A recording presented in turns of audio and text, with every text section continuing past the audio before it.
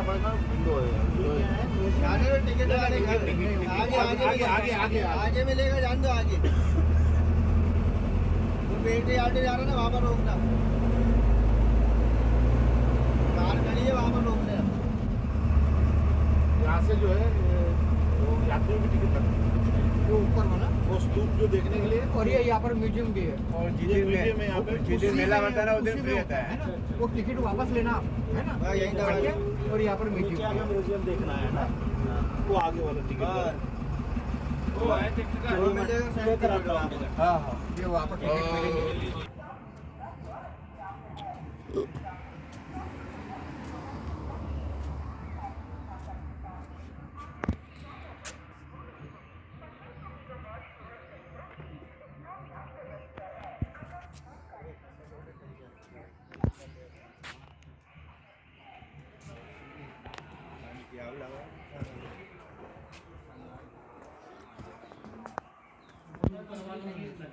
अच्छा जी, ठीक है। तो 30 टिकट दे दीजिए फिर आप, 30 दे दीजिए। कितने का टिकट है? एक 40 रुपीज़ का है। हाँ जी, अगर आप ऑनलाइन जैसे बनाना चाहें तो ऑनलाइन भी है, हाँ, ठीक है। तो उस पर 35 पड़ता है। उस पर उसमें एक सिलेक्ट आईडी और 5 टिकट बनते हैं। अच्छा जी, ये इसी बना दीजिए। क्या बोले थे? ऑनलाइन बनाना है तो कह रहे बन सकते हैं, उसमें 35 लगेगा, लेकिन वो 5 टिकट बनेंगे, उसके लिए एक आईडी रहेगी। तो इस प्रकार से वो पूरी स्तूप का टिकट 40 ऑनलाइन बना रुपये देगा। है, संग्रहालय का अलग से है। अरे ठीक है, जहाँ से तो ये टिकट दे दीजिए, सब 30 बना दीजिए। इसमें अच्छा टिकट।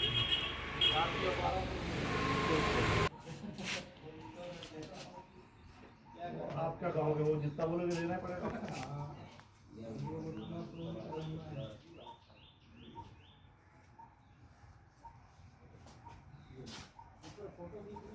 अरे नहीं वो कुछ नहीं ना, बस का भी नहीं।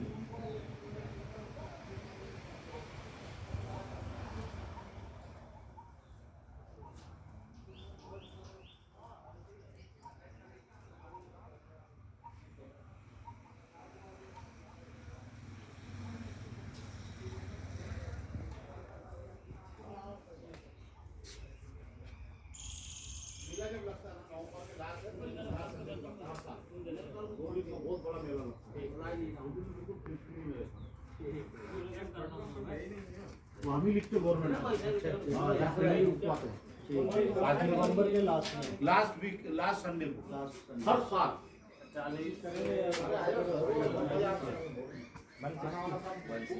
हमारे साल लगता है पूरे पैसा वापस करता हूँ दिमाग से। ऐसे है यूं नहीं चलता है। क्या बोलूं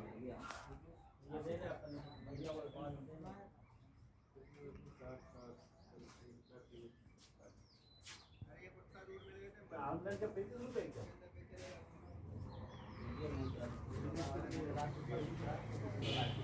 तो हम भी तो कहते हैं सेल का 12-12 रुपए टिकट है उनके लिए बहुत सस्ती है वहाँ पे।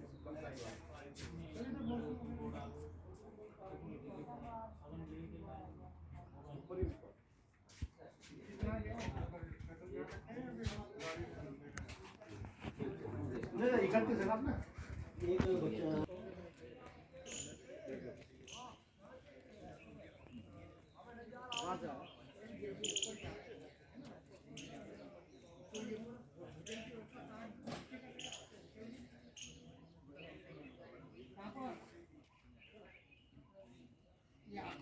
ये कौन से होटल में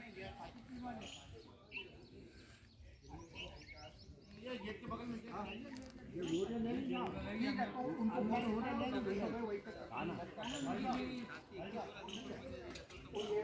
ये आप जब जाएंगे ऊपर से आएंगे तो मैं ये बस से है तो मैं बोलूँगा साजिद पिन लिखा है वही पे बस लगाना करके, है ना। ये होटल है अपनी। अच्छा ठीक है ठीक है। वो वहाँ पे भी होटल है, ये भी नहीं बना हुआ। अच्छा ठीक है जी, 1 बजे की रेट है। हाँ हाँ, ये 32 लोग है 35 है ना। हाँ हाँ, हमारे दोस्त की है, ये गवर्नमेंट का यहाँ पे कल्चरल कार्यक्रम होते हैं पूरा मेले में। तो भाई साहब ठीक है, जब आप लौट के आओगे ना तो बस वहीं पे लगा दीजिएगा अंदर, है ना।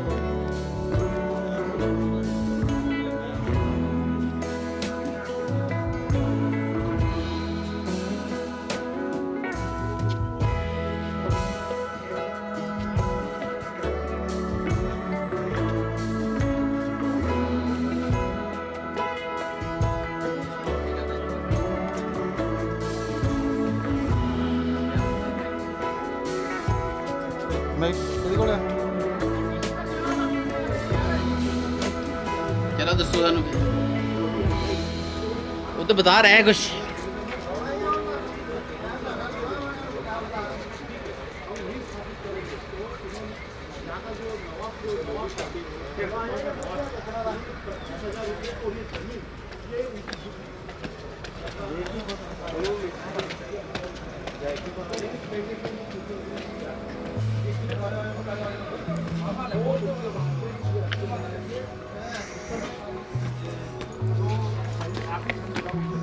यहाँ पे पंडित जवाहरलाल नेहरू ये स्वयं आए थे और अपने ये है ना बीजेपी के जो मेन कार्यकर्ता वो भी उन्होंने सब यहाँ पे अस्थियों का मतलब संधारण किया था। ये उन्होंने ये रखा था यहाँ पे अस्थियाँ, तब से यहाँ पे पूजा होती है। इसलिए हर साल संडे आखिरी जो संडे पड़ता उस समय बहुत बड़ा मेला लगता है यहाँ पे। हाँ, तो आप अभी यहाँ पे अभी अस्थि आपको देखने को नहीं मिलेगी क्योंकि अस्थि की इसमें 3 चाबियाँ है, एक श्रीलंका गवर्नमेंट के पास में, एक मध्य प्रदेश सरकार के पास में और एक चाबी कलेक्टर के पास में। ठीक है।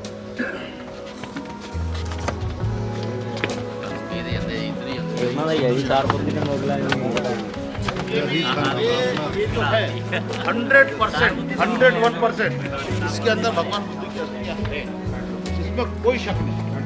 क्यों? लेकिन इसको अगर उत्खनन करेंगे तो ये जो है वर्ल्ड हेरिटेज ये नष्ट हो जाएगा। इसलिए इसकी स्टार्टिंग में जो की थी कुछ उनका परत निकाल दी थी, उस बात को गवर्नमेंट मना करती है, इसलिए वो बचा हुआ वो मेन स्तूप है और 100% है उसमें। तो ये भी जो अस्थियां मिली थी ये पत्थर की लिपि थी, उसके अंदर पीपल का वो निकला हुआ है और उसके लिपि के अंदर उसके अंदर लिखा था सारी चीजें वहाँ पर। मतलब ये कोई ऐसी नहीं है और वो अभी भी यही चीज अंदर रखी है, ठीक है ना?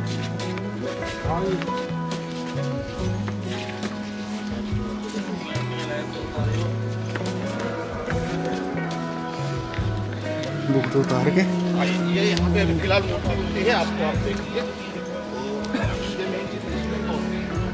अब फिर सारे वाले इकट्ठे रहो, सुनो, फिर मुड़ के ना पूछो भी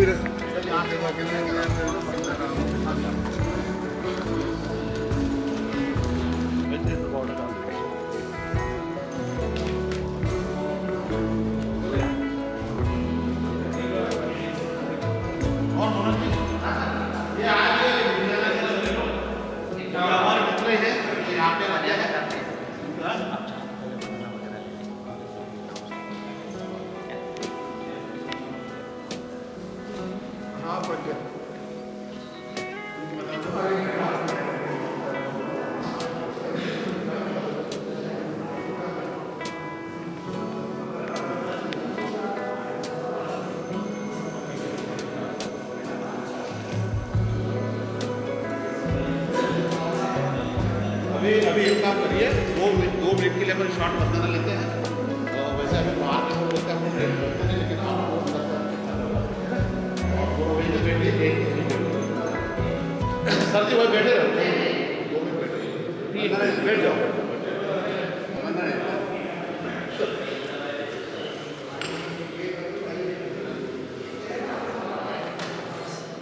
अरे बात नहीं करना, बैठे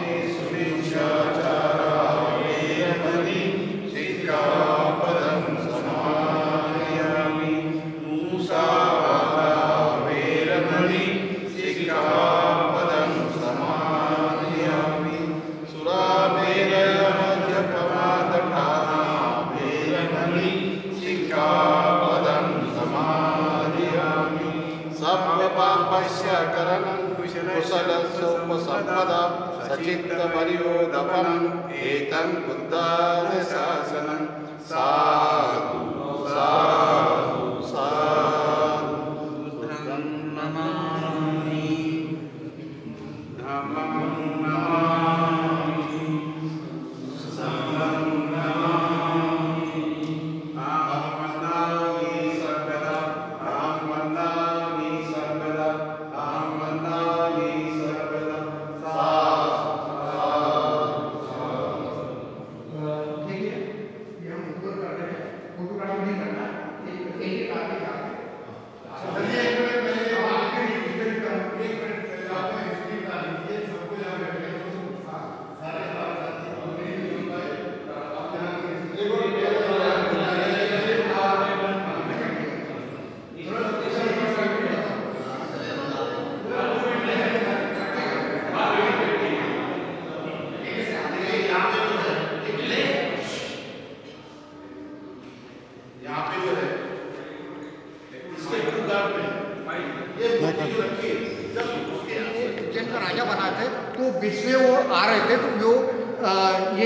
व्यापारिक स्थान था विदिशा, ये बगल में विदिशा है, तो वहाँ वो रुके। तो वहाँ के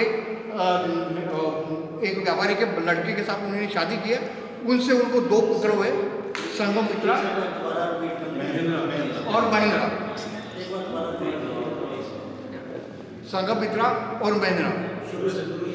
अच्छा फिर से हाँ, ये अशोक सम्राट जी को उज्जैन का जब वो प्रभार दिया गया था उनके पिताजी ने, तो रास्ते में जाते जाते ये व्यापारी स्थल मिला विदिशा। तो विदिशा में वो थोड़ी देर रुके, तो वहाँ के एक व्यापारी थे, उनके साथ परिचय, तो उनकी एक लड़की के साथ उनकी शादी हुई, सुंदर थी। तो वो वहाँ यहाँ रुके कुछ देर, और उनसे एक महेंद्र और संघमित्रा 2 बच्चे हुए, है ना। तो ये जब बड़े हुए, तो जब अशोक सम्राट वापस चले गए और वो कलिंग युद्ध किया, तो उनके मन में बुद्ध के प्रति एक प्रेम आया, है ना, स्नेह आया। उसके बाद उन्होंने बुद्ध धर्म की दीक्षा ली, वो बुद्ध धर्म पर शरण आए। उसके बाद वो यहाँ से उन्होंने संघमित्रा और महेंद्र को पीपल वृक्ष लेके श्रीलंका पहुँचाया। यहाँ जो वो इसका मतलब ये है कि जब ये यहाँ पर उसी अशोक सम्राट जी ने यहाँ पर स्तूप बनाया, वो धम्म प्रचार के लिए, है ना, जो 84,000 स्तूप बनाए थे उसमें से ये भी स्तूप है। तो उन्होंने यहाँ पर सारिपुत्र और मुगलैन जी की अस्थियाँ रखी थी। वो जब यहाँ पर आक्रमण हुआ था, तो यहाँ पर सब तहस-नहस किया था। तो कुछ अस्थियाँ यहाँ पर मिली, तो जो ब्रिटिश वो पुरातात्विक विभाग था, उन्होंने ये लेके वहाँ पर रख दिया ब्रिटिश में, है ना, म्यूजियम में। फिर वहाँ से नेहरू जी के रिक्वेस्ट पे यहाँ पर लाके फिर यहाँ पर रख दिया, है ना।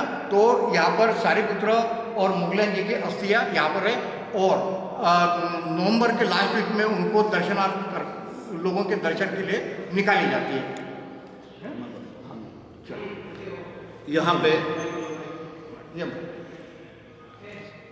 श्रीलंका जब संघमित्रा जब यहाँ से बोधि वृक्ष लेके गए थे, तभी श्रीलंका में बुद्धिज़्म उत्पन्न हुआ। और वो वहाँ जो बुद्धिज़्म उत्पन्न हुआ था, सबके आतुरता था कि जहाँ बुद्ध ने जन्म लिया है उस स्थान कितना पवित्र है, कितना महत्वपूर्ण। आज भी श्रीलंका के लोग जब चेन्नई एयरपोर्ट पर उतरते हैं, सबसे पहले इस मिट्टी को चूमते हैं। तो जब संघमित्रा श्रीलंका में वो अस्थियाँ लेके गई थी, अपना बोधि वृक्ष लेके गई थी, तो वहाँ पे अनागारिक धम्मपाल जी वो बहुत प्रभावित हुए।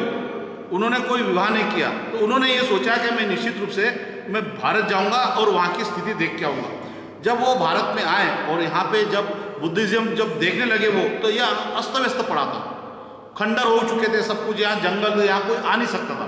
उनको बड़ा दुख हुआ कि इतने बड़े बुद्ध जिनको हम बहुत ज़्यादा मानते हैं और उनकी ये जन्मभूमि है, और यहाँ पे इस प्रकार का वीरान पड़ा हुआ, उनको बेहद दुख हुआ।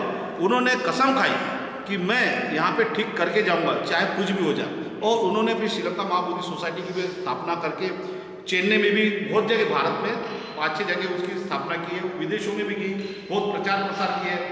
उन्होंने इतनी मेहनत की, और उसके बाद में यहाँ पे जो उत्खनन नंबर 2 में अस्थियाँ के साथ महाबोधि जो भगवान बुद्ध के प्रिय शिष्य थे, जब यहाँ से लंदन के बकिंगम पैलेस में अस्थियाँ रखी थी, श्रीलंका के अनागारिक और जो भी वहाँ की श्रीलंका महाबोधि सोसाइटी के सतत प्रयास से भारत सरकार के रिक्वेस्ट करने के बाद में उन्होंने लंदन के बकिंगम पैलेस से अस्थियाँ लाने का प्रयास किया, और वो सक्सेस भी हो गए।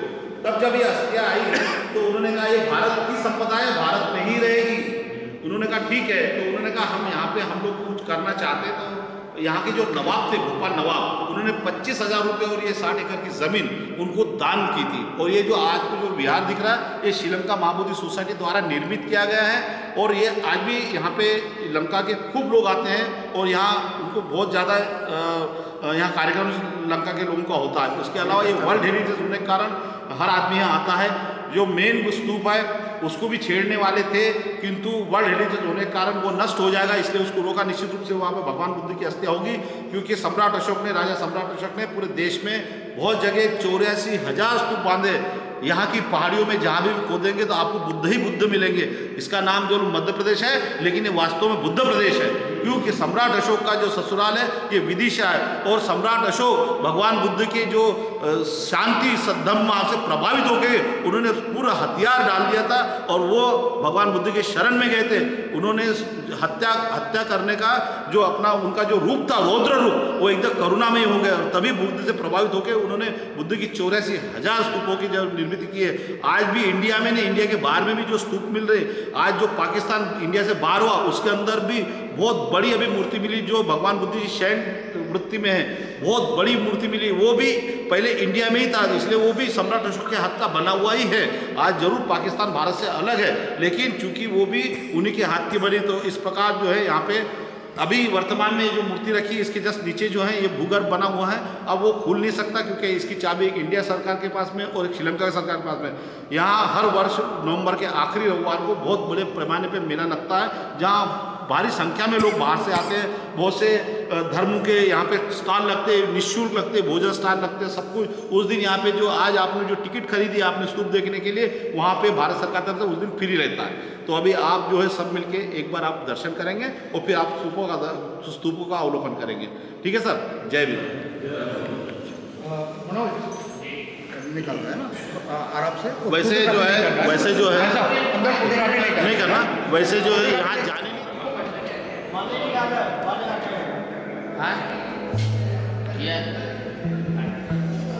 कभी दर्शन